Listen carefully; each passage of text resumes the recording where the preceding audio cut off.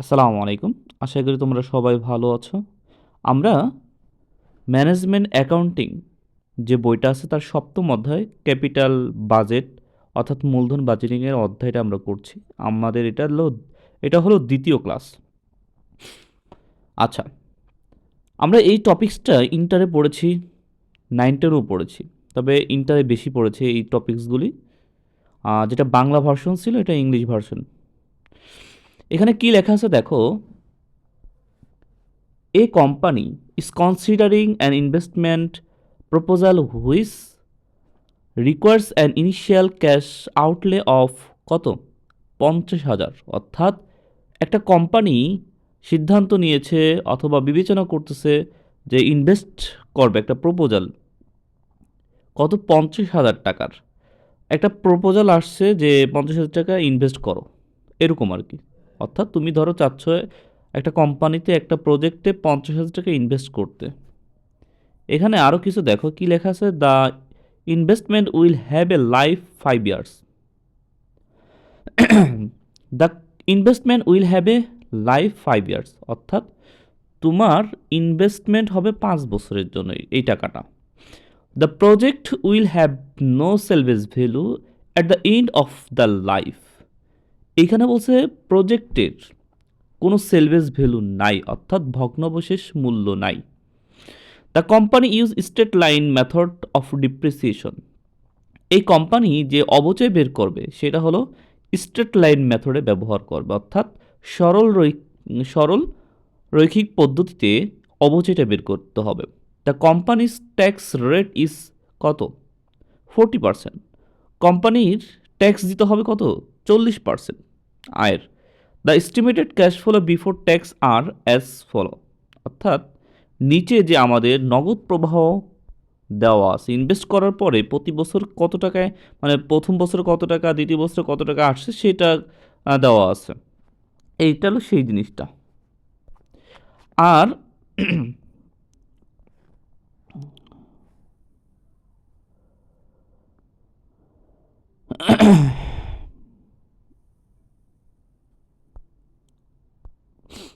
The এখন একটা জিনিস আমি দেখাই, এই জিনিসটা ক্যাশ ফ্লো বিফোর ট্যাক্স, ক্যাশের সি নাও, ফ্লোর এফ নাও, বিফোরের বি নাও, টিতে ট্যাক্সের টি নাও, সি এফ বিটি, যেটা আমাদের এই জিনিসটা বুঝাইতে পারছি। আচ্ছা, তারপরে আমরা আসি, আমাদের পিভি ফ্যাক্টর দেওয়া আছে, ওরা বের করে দিয়েছে আমাদের জন্য ইজি হলো। পিভি ফ্যাক্টরগুলি আমাদের দেওয়া আছে।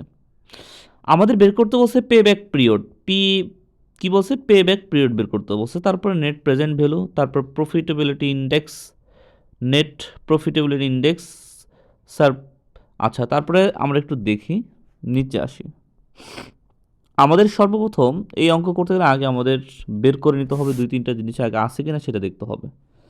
একটা হলো আমাদের ডিপ্রিসিয়েশনটা বের করে নিতে হবে।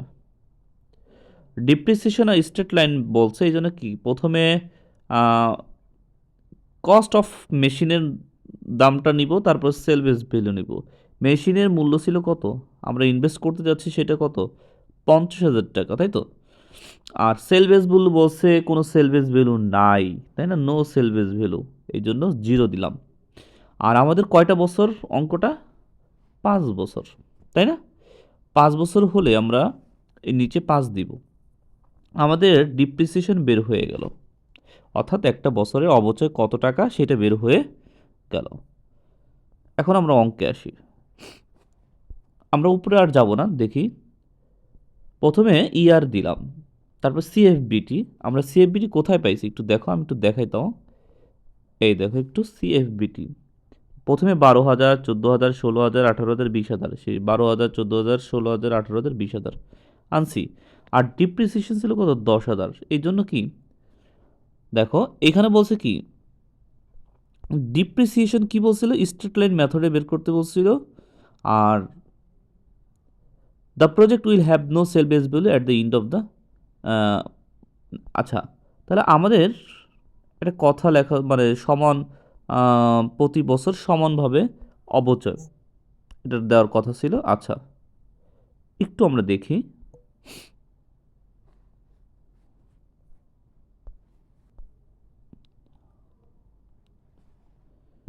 আমাদের সিএফবিটি পেয়ে গেলাম কত, 12,000, 14,000, 16,000, 18,000, 20,000। আচ্ছা, এখন একটা কাজ করতে হবে আমাদের। প্রথমে ডিপ্রিসিয়েশন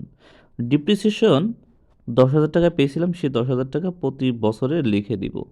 এখানে উল্লেখ নাই, উল্লেখ করার কথা ছিল। আচ্ছা, যে প্রতি বছর সমান হারে একই ডিপ্রিসিয়েশন থাকবে, এটা বলা নাই। ইবিটি, ইবিটিটা কি? এই সিএফবিটি থেকে যদি ডিপ্রিসিয়েশন আমরা বাদ দিয়ে দিই, দেখো, তাহলে আমাদের ইবিটি বের হয়ে যায়। তাহলে আমাদের 12,000 থেকে 10,000 বাদ দিই, তাহলে 2,000, 14,000 থেকে 10,000 বাদ দিলে 4,000, 16,000 থেকে 10,000 বাদ দিলে 6,000, 18,000 থেকে 10,000 বাদ দিলে 8,000, 20,000 থেকে 10,000 বাদ দিলে কত, 10,000। তাই তো। এখন আমরা ট্যাক্স কত পাইছিলাম, 40% আমাদের বইলেই দিছিল। ঠিক, আমরা এখন ইবিটির উপরে, অর্থাৎ যে ইবিটি বের করছি তার উপরে 40% প্রয়োগ করব। 2,000-এর উপরে এই 40% প্রয়োগ করব, আমাদের 800 আসবে। এই 4,000 উপরে 40% প্রয়োগ করব, এই 4,000 উপরে 40% প্রয়োগ করলে 1,600। তো 6,000 উপরে 40% প্রয়োগ করলে 2,400। 8,000 উপরে যদি প্রয়োগ করি 40%, তাহলে 3,200। 10,000 উপরে যদি আমরা প্রয়োগ করি তাহলে আমাদের কত, 10,000-এর উপরে যদি 40% প্রয়োগ করি 4,000 আমাদের ট্যাক্স আসে। আচ্ছা, এখন একটা কাজ করতে হবে, সেটা হলো আমাদের 4 এবং 5 ইবিটি থেকে ট্যাক্স বাদ দিব। ইবিটি থেকে ট্যাক্স বাদ দিলে আমাদের যা থাকবে সেটা হলো ইএটি, অর্থাৎ ইবিটি থেকে ট্যাক্স, ধরো 2,000 টাকা ইবিটি আছে, তার থেকে 800 ট্যাক্স, এটা বাদ দিলে আসে 1,200 টাকা। তারপরে ইবিটি আছে 4,000 টাকা, তার থেকে 1,600 টাকা ট্যাক্স বাদ দিলে আমাদের আসে 2,400 টাকা। 6,000 টাকা ইবিটি থেকে যদি আমরা ট্যাক্স বাদ দিই 2,400 টাকা, তাহলে আমাদের ইএটি আসে 3,600 টাকা। আর 8,000 ইবিটি থেকে যদি আমরা ট্যাক্স বাদ দিই তাহলে আমাদের 4,800 টাকা আসে। আর যদি 10,000 থেকে আমরা যদি 4,000 বাদ দিই তাহলে আমাদের 6,000 টাকা আসে। সিএফইটিটা কি? সিএফইটি হলো ডিপ্রিসিয়েশন আর ইএটি যদি আমরা যোগ করি, অর্থাৎ 3 আর 6 নাম্বারটা যদি যোগ করি তাহলে আমাদের সিএফইটি চলে আসে। সিএফইটি অর্থাৎ বোঝাচ্ছে যে ক্যাশ ফ্লো আফটার ট্যাক্স, অর্থাৎ দেখো, আমরা ডিপ্রিসিয়েশন আর যদি ইএটি যদি যোগ করি তাহলে আমাদের সিএফইটি আসে, দেখো, 10,000-এর সাথে 1,200 টাকা যদি যোগ করি তাহলে আসে 11,200 টাকা। আবার 10,000-এর সাথে যদি আমরা 2,400 টাকা যোগ করি তাহলে আসে 12,400 টাকা। আবার 10,000-এর সাথে যদি আমরা 3,000 মানে 3,600 টাকায় অ্যাপ্লাই করি তাহলে আমাদের 13,600 টাকা আসে। 10,000-এর সাথে যদি 4,800 যোগ করি তাহলে আসে আমাদের 14,800 টাকা। তারপর আবার নিচেরটা দেখো, 10,000-এর সাথে যদি আবার 16,000 যোগ করি, সরি 6,000 যোগ করি তাহলে আমাদের 16,000 টাকা আসে। সিএফইটি আমরা কীভাবে বের করি তাকে আমরা জানি। সিএফইটি আমরা কীভাবে বের করি, এই সিএফইটি সি.সিএফইটি, এই সিএফইটি প্রথম এইখানে হুবহু নিয়ে আসবো, তারপর এটার সাথে এই জিনিসটার সাথে আমরা এইটা যোগ করবো, সিএফইটির দ্বিতীয়টা, তাহলে এটা আসে। তারপর আবার এটার সাথে আবার এই 13,600 যোগ করবো, তাহলে এই 37,200 টাকা আসে, 37,200 টাকা আসে। এই 37,200 টাকার সাথে 14,800 যোগ করবো, তাহলে তখন আসে আমাদের 52,000 টাকা। 52,000 সাথে 16,000 যোগ করলে আমাদের আসে 68,000 টাকা। আচ্ছা, আমাদের এত পর্যন্ত আমরা মূলত সবসময় করে থাকি। তবে আমাদের একটা জিনিস কি, যেহেতু আমাদের পিভি ফ্যাক্টর আলাদা করে বের করে দিয়েই দিয়েছে ওরা, আমাদের পিভি ফ্যাক্টর ওরা আলাদা করে কি করে দিয়েছে, দিয়ে দিয়েছে, আমাদের পিভি ফ্যাক্টর আলাদা করে দেওয়া হয়েছে।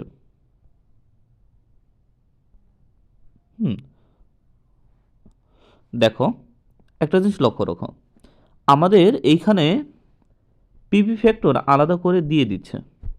এই পিভি ফ্যাক্টর আলাদা করে দেওয়ার জন্য আমরা এই ঘরগুলি করতাম না, অন্যভাবে আমরা এনপিভি বের করে নিতাম। হ্যাঁ, পিআই বের করে নিতাম আমরা। এগুলি দরকার ছিল না, আমরা পিবি ফ্যাক্টর দেওয়া আছে এগুলো বসাই দিলাম, সিরিয়াল ওয়াইজ আমরা নিচে বসাই দিলাম। তারপর আমাদের সিএফইটির সাথে, আচ্ছা, পিবি ফ্যাক্টরটা দেখো, পিবি ফ্যাক্টর এখন আমাদের এই যে সিএফইটির সাথে আমরা পিবি ফ্যাক্টর কি করব, গুণ করব। সিএফইটির সাথে পিবি ফ্যাক্টর গুণ করব 11,200-র সাথে 0.9091 এর সাথে গুণ করলে আমাদের পিবি অফ সিএফইটি আসে 10,182 টাকা। এই 12,400-র সাথে যদি আমরা 0.8264 যদি আমরা গুণ করি তাহলে আমাদের আসে 10,247। 13,600-র সাথে যদি আমরা 0.7513 যদি গুণ করি তাহলে আমাদের আসে 10,218 টাকা। ঠিক ওইভাবে 14,800-কে যদি আমরা 0.6830-র সাথে গুণ করি তাহলে আমাদের আসে কত, 10,108 টাকা। আমরা যদি 16,000-এর সাথে যদি 6.6209 যদি গুণ করি তাহলে আমাদের আসে 9,934 টাকা।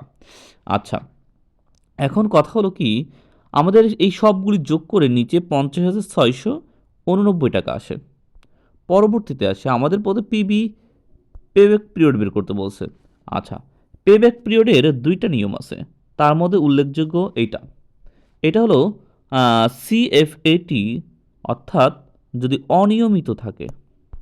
হুম, অনিয়মিত বলতে কি, এই যে দেখো আমরা যে ক্যাশ ফ্লোটা পাইছি ধারাবাহিকতা আছে, কোনো ধারাবাহিকতা না, অর্থাৎ সমানভাবে প্রতি বছরে ক্যাশ ফ্লো আসেনি। সমানভাবে যদি কোনো ক্যাশ ফ্লো মানে সমানভাবে যদি ক্যাশ ফ্লো না আসে তখন আমাদের এই পিবি পেব্যাক পিরিয়ডের সূত্রটা হবে কি, A N C O minus C CFAT, হ্যাঁ, ডিভাইডেড ডি।